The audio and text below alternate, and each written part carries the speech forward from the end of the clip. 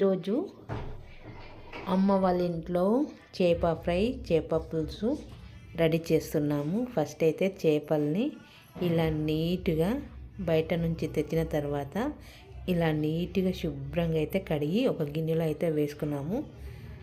ఇప్పుడు ఇందులో కొన్ని అయితే డీప్ ఫ్రై చేసుకుందాము, మరి కొన్ని అయితే చేప పులుసు అయితే పెట్టుకుందాము.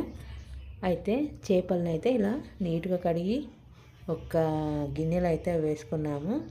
వేసుకున్న తర్వాత ఇప్పుడు వీటికి సగం అయితే పులుసు, అందులో కొన్ని సగం చేప ఫ్రై, ఇలా 2 కర్రీస్ అయితే చేసుకుందామని ఇలా చేపలను అయితే 2 కేజీలు అయితే తెచ్చుకున్నాము. సుమారుగా 2 కేజీల పైనే ఉండవచ్చు ఇవి.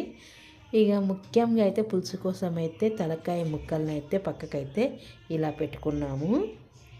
తలకాయ ముక్కలకు పులుసు బాగా టేస్ట్ భలే ఉంటుంది. తలకాయని పులుసు పెట్టుకొని తింటే ఇక తర్వాత దానికోసం అయితే పులుసు కోసం అయితే ఇలా మసాలాలు అయితే వేయించుకున్నాము. చేపలకు ఏం మసాలాలు కావాలో వాటిని అయితే ఇలా వేయించి అయితే పెట్టుకున్నాము. పక్కన పెట్టుకున్న తర్వాత ఉప్పు కారం వేసిన మిగతా చేప ముక్కల్ని ఇలా డీప్ ఫ్రై అయితే చేసేస్తున్నాం. ఆయిల్ పోసి ఆయిల్లో మిర్చిలాగా బాగా వేయించి ఇక డీప్ ఫ్రై అయితే చేసేస్తున్నాము.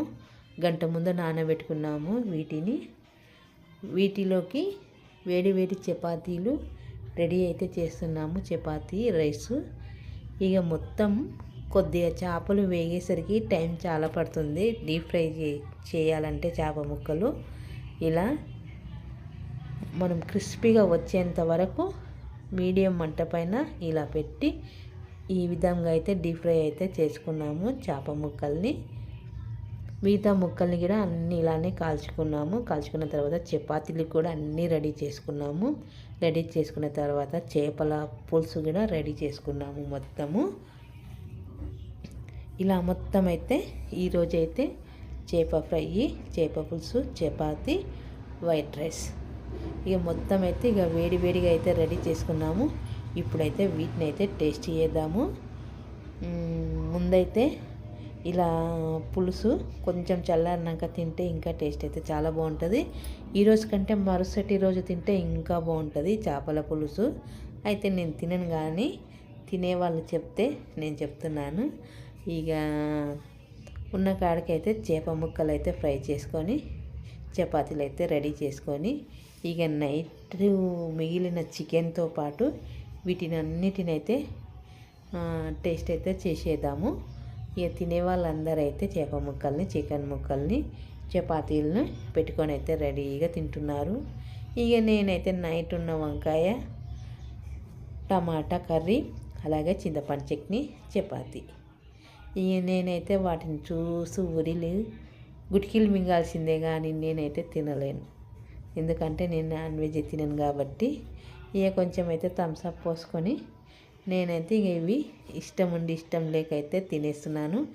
ఇక వేడిగా ఉంటే దాని రుచి అయితే ఇంక సూపర్గా ఉంటుంది. ఇక ఇవి 2 వేడివి లేవు కాబట్టి ఏదో తినాలని తింటున్నా. నా వీడియో నచ్చితే ఒక లైక్ చేయండి, షేర్ చేయండి, మరి కామెంట్ పెట్టండి.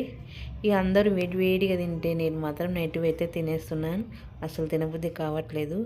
ఏం చేద్దాం, నలుగురితో పాటు కూర్చున్నప్పుడు ఏదో ఒకటి మనం తినాల్సింది, తినక తప్పదు. మరి మీకు నా వీడియో నచ్చితే ఒక లైక్ చేయండి, షేర్ చేయండి, మరి కామెంట్ పెట్టండి. మరొక వీడియోలో అయితే మళ్ళీ కలుద్దాం.